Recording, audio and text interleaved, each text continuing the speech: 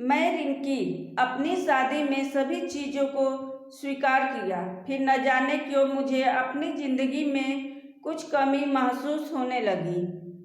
जब सच्चाई मेरे सामने आई तो मुझे हिलाकर रख दिया। आज के समय में कोई भी इस बात से इनकार नहीं कर सकता है कि परिवार में लड़की के पैदा होते ही उसे शादी का सही मतलब सिखाया जाने लगता है। मुझे भी बचपन से यही सिखाया गया था कि शादी एक पवित्र बंधन है जिसे हर कीमत पर निभाना चाहिए। शायद ऐसा इसलिए भी क्योंकि मेरे माता पिता और भाई बहनों की शादीशुदा जिंदगी बहुत ज़्यादा खुशहाल थी। यही एक वजह है कि मैं भी इस कथन पर विश्वास करने लगी थी कि जिससे भी मेरी शादी होगी उसके साथ मैं कदम से कदम मिलाकर चलूंगी। लेकिन मेरे साथ ऐसा नहीं हुआ। समय के साथ मुझे समझ में आ गया कि कैसे हम दूसरों की खुशियों की परवाह करते हुए अपनी खुद की खुशी को दांव पर लगा देते हैं। जब मेरी शादी हुई थी तो उस समय मैं 21 साल की थी। अपनी शादी को लेकर मैं बहुत ज़्यादा खुश थी, लेकिन मैं नहीं जानती थी कि मेरी किस्मत में कुछ और लिखा है। शादी से पहले मैं अपने होने वाले पति से 1 से 2 बार मिल चुकी थी। अरमान सीधा साधा और बहुत ही शर्मीला था। अरमान को देखकर मुझे यही लगा कि वह मेरे लिए एकदम परफेक्ट है। मैं अपने पिता और भाई के फैसले से काफ़ी ज़्यादा संतुष्ट थी। मेरे पिता ने मेरी शादी बहुत अच्छे से की थी, लेकिन शादी की पहली रात मेरे साथ कुछ ऐसा हुआ जिसने मेरी ज़िंदगी को बुरी तरह से झकझोर कर रख दिया। एक लड़की के लिए शादी की रात कितने मायने रखती है। इस रात को यादगार बनाने के लिए मैंने खुद को तैयार कर रखा था। जब मेरे पति अंदर आए, बैठे और मुश्किल से कुछ मिनट ही मुझसे बात की, उन्होंने यह कहकर बात खत्म कर दी कि वह थक गए हैं।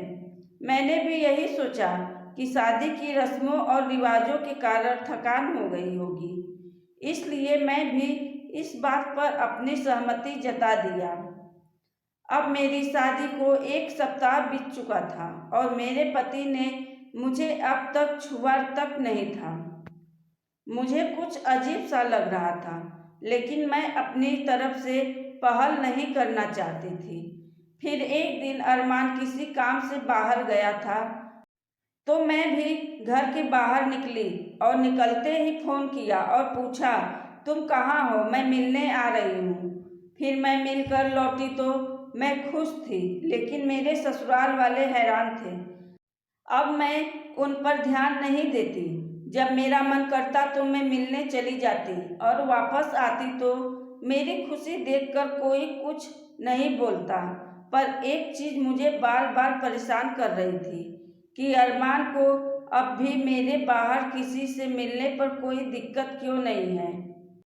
यही नहीं, जैसे जैसे समय बीतता गया, अरमान के साथ रहकर मुझे ऐसा लगने लगा था वह मेरे पति बनने के बजाय दोस्त बना रहना ज़्यादा पसंद करता है।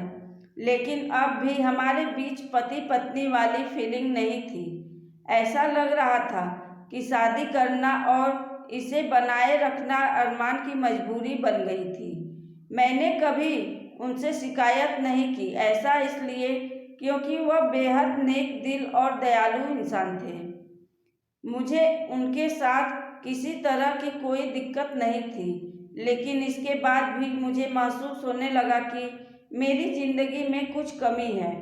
अब हमारी शादी को 1 साल बीत गए और हमारे बीच छोटी सी बात को लेकर झगड़ा हो गया, जो वास्तव में गंभीर लड़ाई में बदल गया। मेरे मन में गुस्सा था तो मैंने कह दिया कि मैं एक पति के लिए तरस रही हूँ जो मुझे कभी नहीं मिला। जैसे ही मैंने ये शब्द बोले, मेरे पति एकदम से चुप हो गए और बिस्तर के किनारे पर जाकर बैठ गए। मैंने जब उन्हें रोता हुआ देखा तो मैं चुप हो गई और दंग रह गई। फिर मैं फ़ोन किया और घर से निकल गई। अब अरमान भी मेरे पीछे पीछे पहुंच गए। मैं जिससे मिलकर खुश होती थी वह और कोई नहीं, मेरे भाई भाभी थे। अब उनके सामने अरमान को कभी इतना कमज़ोर होते नहीं देखा था। मैं उन्हें परेशान देख दिलासा दिया। तभी उन्होंने मुझसे माफ़ी मांगी और कहा कि उनका इरादा मुझे चोट पहुंचाने का बिल्कुल भी नहीं था। फिर अरमान ने मुझे अकेले में ले जाकर कहा, मुझे तुमसे कुछ कहना है। तो मैं बोली, कहो। अब अरमान बोला, मुझे औरतें पसंद नहीं हैं। यह सुनते ही मैं कांपने लगी और अपनी जगह पर जम सी गई। यह बात सुनकर मेरे भाई भाभी भी आश्चर्यचकित हो गए। अरमान ने सबके सामने ही कबूल किया कि वह समलैंगिक है। मैं कुछ समझ नहीं पा रही थी। मैंने फिर पूछा कि आप समलैंगिक है? तो उसने मेरी तरफ देखा और कुछ नहीं कहा। मैं यही सोच रही थी कि मेरी शादी बस एक दिखावा थी। अब मेरे भाई और भाभी बोले, रिंकी अब तुम्हें यहाँ रहने की ज़रूरत नहीं है। फिर मैंने कहा, अभी नहीं भाई। फिर मैं अरमान के साथ घर आ गई और मैं बिस्तर पर चुपचाप लेट गई और हकीकत से भागने के लिए सोने की कोशिश करने लगी। लेकिन मैं अच्छे से जानती थी कि यह सपना नहीं है। मेरे पति पुरुषों को पसंद करते हैं। मुझे यह बात हर हालत में स्वीकार करनी होगी। लेकिन इस दौरान मेरी अपनी खुशी का क्या? मैंने अपनी खुशी की परवाह न किए बगैर उनके साथ जीवन भर शादी का ढोंग नहीं रचाने का फैसला किया। अरमान मुझे धोखा देने के लिए मुझसे माफ़ी मांगी। अरमान ने कहा वह सब कुछ मुझे बताना चाहते थे, लेकिन उन्हें लगा कि वैवाहिक जीवन में व्यस्त होने के बाद शायद वह बदल जाएंगे, लेकिन ऐसा नहीं हुआ। फिर हमने फैसला किया कि अब ऐसा नहीं चल सकता, हमें किसी न किसी निष्कर्ष पर तो पहुंचना ही था। ऐसे में हमने तलाक की अर्जी दायर की, जिसकी वजह से हमारे परिवार के बीच संबंध खराब हो गए। लेकिन मेरे और मेरे पति के बीच दोस्त के रूप में रिश्ता बहुत मजबूत हो गया था। मैंने उन्हें समझा और उनकी भावना की कद्र की।